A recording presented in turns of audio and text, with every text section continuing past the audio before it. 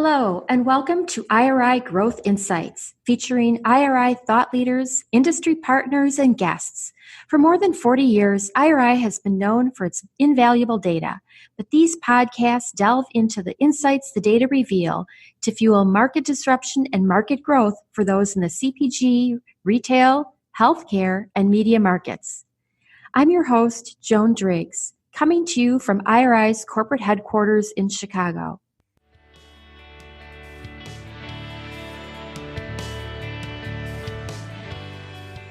Hello, and welcome to another episode of Fresh Perspectives with Jonna and Sally, part of IRI's Growth Insights podcast series. Our recent webinar, Top Trends in Fresh, Balancing Affordability and Premiumization, which is available at iriworldwide.com, sparked some great questions, including what will the rest of the 2021 holidays look like? And what opportunities are there for retailers to get more fresh items in the basket and help shoppers create some holiday magic? To talk about this and more, I'm joined by fresh leaders Sally Lyons Wyatt, IRI's Executive Vice President, Center of Store and Produce Vertical, and Jonna Parker, Principal of IRI's Fresh Center of Excellence. So let's dive in. Last year, the talk around this time of year, fall, was all about baking and then planning for what would be very small household-only gatherings for Thanksgiving. But we're on the brighter side of the Delta variant now. So Sally, what do you think holiday celebrations will look like this year? Jen, thanks so much for having us. It's exciting to be with you again today. What we are predicting is that this year, the holiday celebrations will be much larger than they were last year. They will probably be very typical to what they were before the pandemic, where family members are getting together in one location and enjoying the great holiday celebration. They may indeed occur over several days, and they may vary in sizes according to the family size itself. But people are indeed going to be traveling. They are indeed going to be getting together, and they are going to be sitting around the table, eating their holiday meals and whatever that might look like. I was just prepping for something else before this, and I looked at some survey work that we did, and there will be about 8 people around the table this year compared to about 5, a little more than 5 last year. So, and I know that is, you can have big, huge households of people. So I think even just adding 2 people to the table is pretty significant when we look across the country. So pretty interesting. So Jonna, I'm going to turn to you because I want to find out what people are going to be cooking this year. And one thing that I'm hoping that you'll touch on is the fact that we have a lot more confident cooks. So how does that play into what you're seeing will be at the table? Yeah, thanks so much, Joan. I think to Sally's point, while the quantity of people will be similar to pre-pandemic, and part of that is because our early, even our October survey work is pointing to at least 1/3 of Americans looking forward optimistically to a new normal end of year celebration. And what I think that means is a time of celebration to gather and to break out of the everyday and a lot of the monotony that a lot of us have come to. But during that monotony, we did gain more cooking skills. In fact, related to the holidays, 2020, we saw the most individual hosts of a Thanksgiving style holiday that we've ever seen. Traditionally, right, if you had your average 8 people, maybe only one person was buying and making the turkey. We now had many people making a turkey for the first time. We also have a lot of changing faces and flavors and trends and people gathering in different ways. And so one of those, especially with those under the age of 40, looking forward to having an additional Friendsgiving on top of having a family Thanksgiving. And then the third part of that is because we're having different styles of gathering and we're more used to cooking, I think you're going to see more different meats and types of plates at the table. So for many years before 2020, we'd been seeing a reduced size of the actual full turkey. In part, not because people don't still celebrate with turkey. It's still the beloved centerpiece of the Thanksgiving holiday and many Christmas holidays too, but because people like other meats now as well. Or maybe you have a vegetarian coming to the table. Or maybe you want to also serve a great prime rib roast or a rack of lamb. All of those things are now part of the holiday celebration. Therefore, you don't need a 30-pound turkey for 10 people. You might need a 10-pound turkey plus a 5-pound ham. All of that variety of the plate is slightly changing the meal a little bit too. This year, just as many people, but that doesn't equate to a humongous bird. And yet it's interesting that you say that. Our colleague, Chris Dubois, I think it was last week, was quoted in a CNN article, talking about how this is really going to be the year of bigger birds. So I think what I'm hearing you say is maybe households would be choosing smaller portions if available, but just because of the nature of turkeys, we can anticipate bigger birds this year. Yeah, I mean, bigger than last year for sure. I think that's what the quote was that he was going for. I also think that the biggest thing about this, a turkey, we even saw this early in the pandemic, right? We saw this early in March, April, and May of 2020. When you roast a large whole bird turkey, there's that meal and many other meals and subsequent products you can make with it. There's an entire cottage industry on Pinterest of things to do with your turkey leftovers. And you can also freeze different components to make soups, side dishes, salads, other things. And I think that's why we could also potentially see trending up of bird size. But the biggest emphasis that we wanted to make was turkey's a part of the meal, a critical part of the meal, but also don't forget or neglect other parts of the meat department, produce, even frozen and center store, because it's truly the whole Thanksgiving meal and it's a very diverse plate. So having multiple sizes of turkeys available, including some big birds, especially, can have a great value price point. But we're also seeing many of our poultry suppliers think about both bigger and smaller portions because we're all not gathered. Just because the average is 8 doesn't mean there's not some people who have 4 as well. Yep, you're right. And there still are a lot of people out there who will be celebrating with small groups, because we are still in a pandemic. So I completely get that. Sally, I'd like to talk a little bit about some opportunities that you see for retailers to help shoppers, again, create some of that holiday magic, because it is maybe anchored in those meats, but there's a lot of other components there. Joan, that actually is a great question, because I think there's so much retailers can do to assist the consumers this year. First of all, it has been a couple of years since they had that big Thanksgiving dinner. So reminding them of some of the different recipes that are available and how they can help them maybe bundle some different solutions together. And also what we have found in previous years is that consumers will opt into the fresh department to get their turkey or the meat of their choice. But then they'll revert to the recipes that might call for some canned green beans or frozen green beans and not necessarily leveraging the fresh.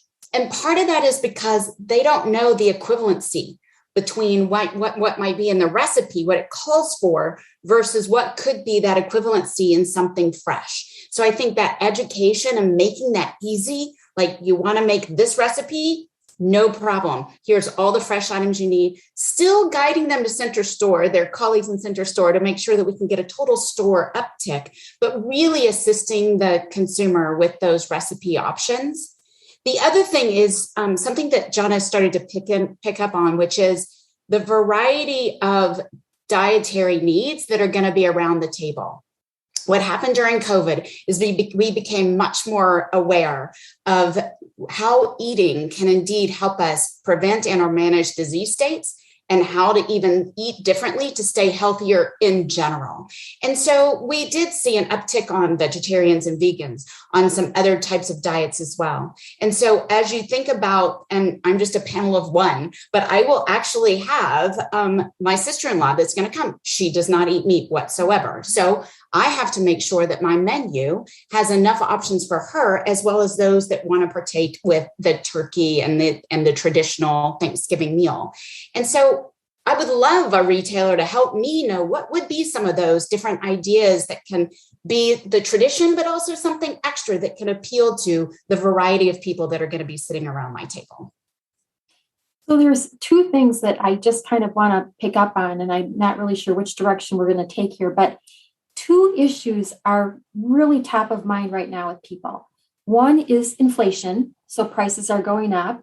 And I know, Sally, last week you hosted a webinar on SNAP, supplemental nutrition. And so I know that this ties in nicely there. And then another topic, which is so typical of me, I can't just get one out, is that we have a supply chain challenge. So what happens when I go? So let's start with that one. So maybe Jonna, help me out here. What happens when I go to the store with my recipes, my game plan, and I don't find what I'm looking for? I think that is what Sally was getting at. The best thing that retailers can do right now is talk about availability and ideation.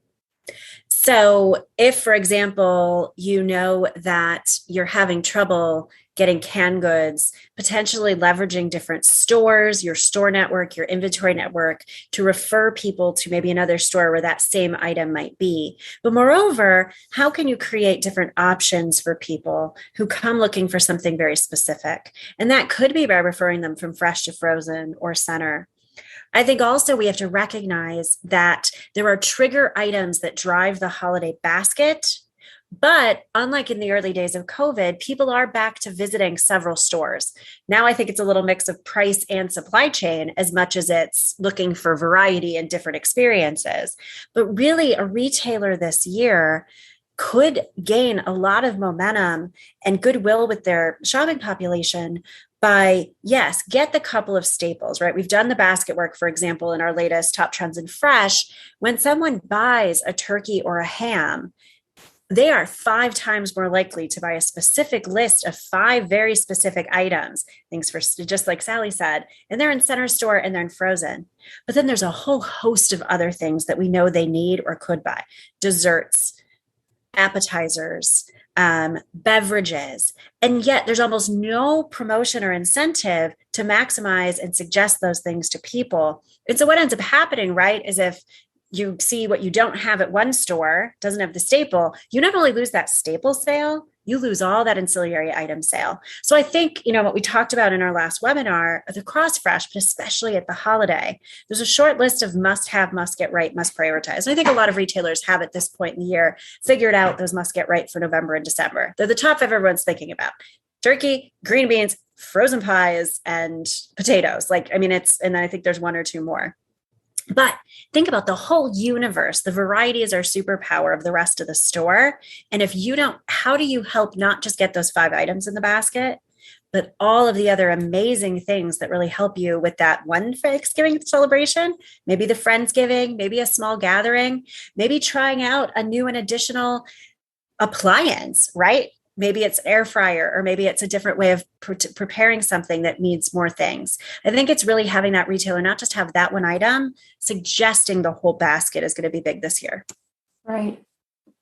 And if I may, this is just a worldwide issue, right? The supply chain situation. And if there are recipes that the retailers know, people aren't going to be able to actually get that done as many people as we would like to be able to prepare that particular dish, then help them come up with alternative options. This is the time where the retailer can be that trusted advisor to the cook.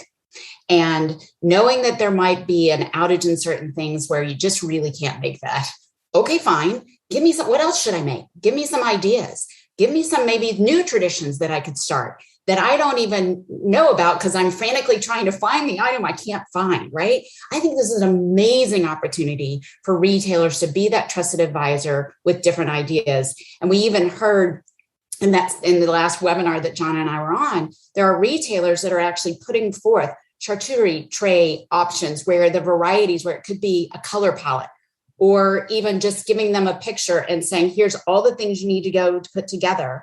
And what a great idea, right? The cook is going to be able to take all the credit that they put it together themselves, but they had a little bit of extra help from their trusted advisor.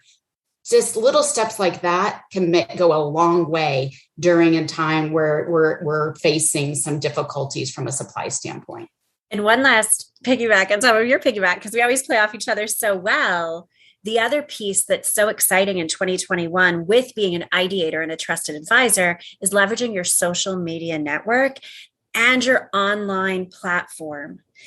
Obviously, in the days when the only ways we could market to consumer were end caps and signage, still awesome ideas, still very impactful. But when those were our only ideas, moving things around and figuring out what was available was very difficult. Now with social media, digital media, and especially leveraging suggestive selling in your online grocery cart platform, fabulous way to get the word out and tailor and be of the moment. If you find out you're not going to be able to get as many canned green beans as you were hoping, how do we pivot and focus on sweet potatoes on your digital display that day? I think that's really what's so exciting about retailing in 2021 versus 10, 15, 20 years ago. We've encountered these problems. Yeah, both great ideas. I love too is giving people permission to find convenient solutions, whether it's a replacement or some assembly required. I think that's great. That second question that I had around inflation. So, Jonna, what are we anticipating in terms of increased prices this holiday season? I think when it comes to fresh, we've not seen the year over year, month over month price jump in many categories as we have in some of the staples. We've definitely had supply chain disruption. We've definitely seen some inflation. When it comes to a lot of the holiday items, people don't always remember exactly what they paid previously. I think this year, what's going to be important is keeping the size of the entire meal spend down. So a retailer might potentially consider about how you can have your whole Thanksgiving meal for X, or think about the key components as a total. The actual price of turkey's price per pound has been relatively flat as to where we were last year of this time at Thanksgiving, but that doesn't mean that the consumer won't still struggle to feed their entire family with all of the components. But yeah. Sally, I know you've done so much work with the lower income consumer and the SNAP piece. So when you put, what are we hearing from those consumers and think what they're thinking about? This year is going to be vastly different because this time a year ago, there were other stimulus in effect that were putting additional dollars for the SNAP consumer to spend. And they don't have as many of those dollars right now. In fact, very few of them. So overall, they have a smaller wallet. And we have to remember that for these SNAP consumers. With that smaller wallet, doesn't mean that they won't go and do whatever they can to give their families holiday meals. But what it does mean is the need to assist them with what Jonna was talking about, a bundled option that they can feed a family of 5 or 6 for X amount. And that with that bundling, it allows the retailer to take advantage of just the economies of scale. But at the same time, the benefit comes to the SNAP shopper that they can still get a great meal on the table, but for a fraction of what it might be if they went to buy each individual item. The other thing to think about for SNAP is that education that's needed. And this is not just for the holidays. It is broader than the holidays. But I think even just now, during the holidays where you do have just a little bit of extra time that you're focusing on family, what are a couple of extra things they can do? Maybe something for the other occasions across the day. What are some ideas that you can give that SNAP family to feed their family throughout the day, from the morning occasion to the mid-afternoon, to the evening, to the late night? But doing it in such a way where you can show them, hey, if you want to buy these items for your morning occasion, you can get it for a family of 6 a blank, or a family of 2 for blank, and really making it easy, giving them options in a SNAP for those SNAP consumers. And I think that ties so nicely back to the large bird, the small home, and some fabulous, nutritious meals that you can make on a budget after that Thursday is gone, right? Great. Any closing thoughts, Jonna? Yeah, I think one of the biggest trends that we've seen, just to reemphasize it as a wrap up, is convenience as a help as opposed to a full meal. So people, I think this year we're going to see a mix of the meal made by some raw recipes. I think we're going to see some folks, as we've seen about them solve the meal during the day, do some little elevated things like charcuterie boards instead of the traditional, maybe getting a fresh baked pie versus a frozen, something that is perceived as just a little bit better and elevate this celebration that they're so excited for. But I also think a retailer who recognizes people aren't just convenience or just just low income or just looking to save money is really going to win. And I know that's what we've seen already in some early advertising, is this mix of celebration and experience, convenience, and making it yourself, that I think is really going to favor that variety. I would add to that, and I mentioned it a minute ago, but here's something that we need to make sure we think about as an industry. The holidays are not just about that one meal. The holidays are about gatherings of families and friends that are going to be doing more than just having that one meal. They're going to be entertaining. They're going to be talking. They're going to be watching and streaming TV. They're going to be getting up in the morning and having breakfast together.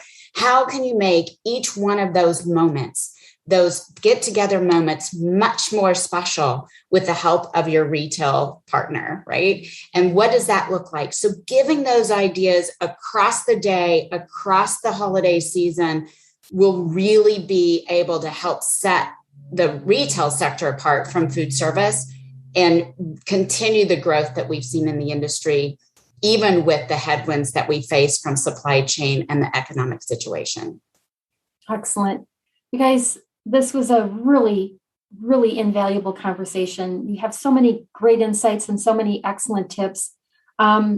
Just to kind of recap, fresh is the anchor. And once you get that fresh in the basket, you can even extend the opportunities across the store. And frankly, it's so simple, but when something isn't available where you think it is, there are probably other options, from produce to frozen. Such a simple thing. One of the things I really loved is that younger millennials and Gen Z are going to be hosting or attending Friendsgivings. So meaning a lot of these people are going to have two celebrations. So more celebrating, love it. And retailers have so many opportunities to support shoppers with solutions, suggestions on meal components, convenience solutions, supporting shoppers on a budget. And again, beyond that singular meal, for the whole holiday event. And of course, leverage those social and digital platforms to promote offerings, connect with shoppers wherever they are. With that, I want to thank you both, and I will look forward to connecting with you soon. Thanks, Joan. Happy holidays. Happy holidays, everyone. Thank you for listening. Please become a subscriber and let us know what you want to learn more about. We'll serve it up in a future IRI Growth Insights episode. Look for us wherever you get your podcasts and be sure to review IRI Growth Insights. Also, visit us on the web at iriworldwide.com and connect with us on Twitter, Facebook, and LinkedIn.